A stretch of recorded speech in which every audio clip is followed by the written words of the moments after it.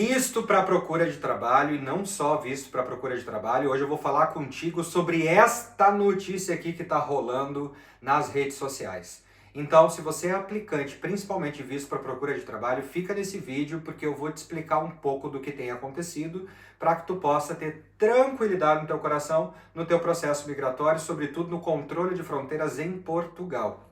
Se tu não me conhece, eu me chamo Lucas Abad, sou advogado no Brasil, em Portugal e na Espanha, e aqui nesse canal tu encontra muito conteúdo sobre isso. Mas agora o tema do momento é o seguinte. Essa notícia que vocês estão vendo aqui, e que eu vou deixar o link na descrição deste vídeo, é uma notícia que, digamos assim, um pouco tendenciosa, obviamente, como todas as notícias ultimamente têm sido, mas que nós não podemos negligenciar. Na verdade, para nós advogados, isso não é novidade em nenhum momento. Por quê? Porque o controle de fronteiras que é feito no aeroporto, a partir do momento que você desembarca e vai apresentar a sua documentação, ele pode sim, porque ele tem esse poder de fiscalização, pedir documentos e os mesmos documentos atualizados que foram apresentados no visto. Isso sempre é assim que acontece, sempre foi assim que aconteceu. Então, vocês precisam entender o seguinte: nada mudou a partir daqui. Agora, de facto, como diz o português, o que está a acontecer é uma rigidez maior, é um controle maior e, vamos dizer assim, uma observância maior ao texto legal. Quando se tira o CEF da cena do controle de fronteiras e você coloca um órgão policial, uma autoridade policial, você tem funcionários, ou melhor dizendo, autoridades que são treinadas para aquilo, para identificar os pormenores de todo esse processo. Mas eu não quero ficar aqui te enrolando e nada além disso, tá? Qual é a preocupação aqui das pessoas? A grande preocupação é daquelas pessoas que, digamos assim, deram aquele jeitinho no seu processo. Sabe aqueles 3 salários mínimos que tu tens que apresentar no momento do pedido e da solicitação do visto? Sabe aquela história de fulano, me empresta um dinheiro aqui, junta um dinheiro ali, coloca o dinheiro na conta e deixa o dinheiro lá para o pedido de análise, depois que o visto foi aprovado, sai distribuindo o dinheiro, devolvendo. Isso aí é o problema. Sabe aquela reserva de hospedagem que você tem e que você não confirmou e você só apresentou lá no momento do visto? E aí, obviamente, no dia da viagem, quando o teu visto está na mão, muito provável, pelo que eu vejo, as pessoas que são inscritas aqui nesse canal também, e os meus inscritos lá do Instagram, inclusive, se tu não nos segue nas redes sociais, por favor, segue @advogado_lucas_abad, tanto no TikTok quanto no Instagram. No Instagram eu tô mais lá todos os dias. E aqui na descrição desse vídeo, já aproveita e te inscreve quando tu for olhar e deixa o teu like aqui, mas aqui estão os nossos contatos caso você precise de uma consultoria jurídica. Uma questão importante aqui é a seguinte: aquela pessoa que eu te digo que faz a reserva de hospedagem e cancela a sua reserva antes de efetuar o pagamento porque, enfim, tem outro alojamento em Portugal, não comunicou isso no processo de visto, essa pessoa pode ter problemas se ela não tiver a reserva de hospedagem ou comprovativo de alojamento. Que mais? Outro exemplo também. Pessoas que contratam, ou melhor dizendo, entregam, porque isso é um requisito do visto para procura de trabalho, o bilhete de regresso, e essas pessoas compram aquelas passagens com volta cancelada já. Ah, mas Lucas, eu vou residir em Portugal. Mas, meu amigo, o governo português não sabe se tu vem. Você vem com visto para procura de trabalho. Você precisa comprovar, no momento da sua chegada em Portugal, todas aquelas condições. Então, ele sim, a autoridade policial, sim, está dentro do seu poder dever de fiscalizar isso. E aí, se vocês forem ver a foto, né, que fizeram ali, o que acontece? A polícia gerou uma pré-fiscalização antes mesmo da etapa migratória. E aqueles que vêm e desembarcam com um visto para procura de trabalho, eles, se algum documento não estiver condizente com os requisitos do visto, eles vão lá para aquela salinha para uma entrevista mais detalhada, para entender o porquê que isso não está acontecendo. Bem, Então, o que nós temos que observar aqui?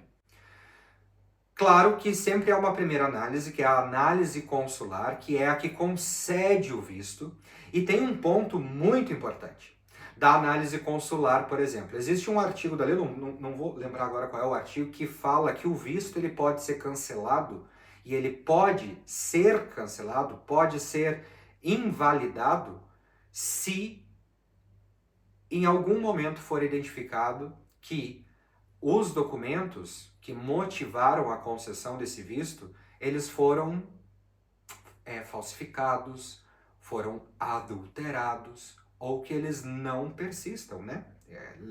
Entendendo que, olha, eu apresentei uma reserva de hospedagem, mas eu não vou me hospedar, e eu não tenho nem como comprovar onde eu vou estar alojado. Então, detalhe com isso. Um outro ponto que eu ia dizer, que eu já falei e vou reforçar, sobre a questão dos meios de subsistência. Para um visto de procura de trabalho, nós temos 3 salários mínimos portugueses que devem estar depositados na sua conta no momento da solicitação do visto. O governo quer ao menos essa garantia que você vai ter 3 salários mínimos portugueses para te manter por 4 meses, por 120 dias em Portugal. Imagina você não apresentar um valor ou um valor fake ali, que não é seu. Em muitos casos, isso já tem sido resolvido no próprio consulado, com projetos de indeferimento do próprio visto.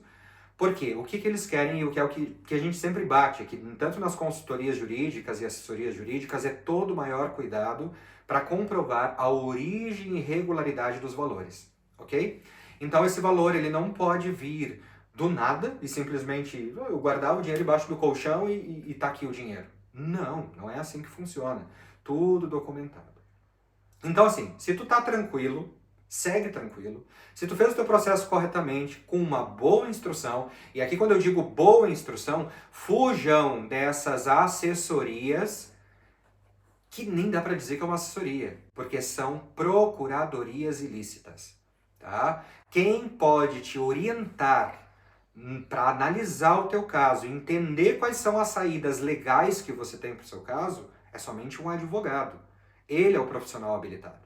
Então, estas procuradorias ilícitas que estão aí só para tirar o dinheiro de vocês, tá? Porque eles não entram nos pormenores, que é isso aqui que eu estou te explicando. E mais disso, eu não consigo falar para vocês o geral, porque eu preciso saber o caso de cada um. Bem, naqueles casos em que aqueles clientes já contrataram um serviço de relocation, por exemplo, depois, no decorrer do processo de análise do visto, que encaminharam o documento tudo ok, cancelaram a sua reserva, o que deve fazer? Vai colocar embaixo do braço, junto com os documentos, o comprovativo desse alojamento, ou seja, o contrato de arrendamento e, de preferência, com o imóvel registrado nas finanças. Claro que você vai ter um contrato de arrendamento se você tiver o NIF, né? E isso aí é um outro ponto que a gente detalha muito nas assessorias, por exemplo, mas se tu não sabe, depois vai ter um vídeo aqui explicando o que é o NIF, representação, como é que funciona tudo isso. Bem, esses são alguns detalhes. Então aqui eu não estou falando novidade alguma para vocês. E eu quero que vocês tragam aqui nos comentários o que tu tem ouvido sobre isso. As questões, elas são muito mais do que aquilo que as pessoas comentam e falam nas redes sociais. A situação em Portugal está realmente complicada e eu não quero colocar aqui pavor em ninguém. Não é esse o meu objetivo. A questão aqui é sempre conscientizar vocês para que vocês façam um processo migratório da maneira mais tranquila possível. Então, se tu não deve nada a ninguém, tu não tem nada a temer, meu amigo. Você vai atualizar os seus documentos, vai colocar na sua pastinha e vai desembarcar tranquilo em Portugal em busca do teu trabalho, para os vistos de procura de trabalho. De fato, isso tem acontecido com os vistos para a procura de trabalho, que inclusive são os vistos que nós vemos um maior número de projetos de indeferimento nos consulados. Porque, obviamente, é um visto precário. Ele não é um visto de residência, por isso que eles exigem que você apresente a passagem de volta, e ele também não é um visto de estado temporário, que você tem uma data ali para ir voltar, mas você não tem direito à residência. Ele pode gerar o direito à residência.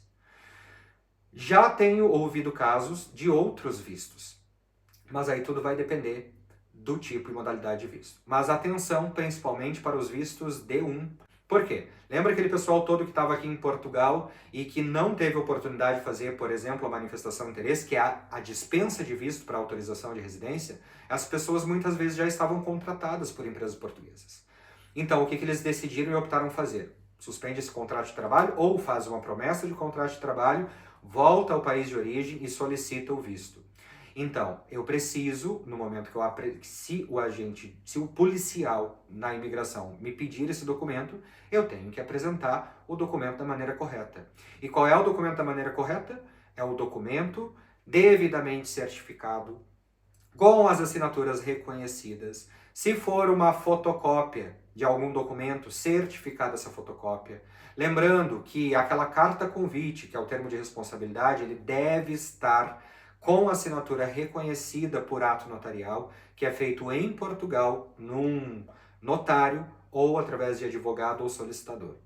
Então, atenção, são pequenos detalhes que vão evitar muita dor de cabeça e evitar que você tenha gastos aí exagerados. Então, esquece o jeitinho, tá? Se tu fez o processo errado, aperta aí porque, desculpa lá, o negócio vai ficar feio para ti. Se tu fez o negócio certo, vai tranquilo, que não vai ter problema.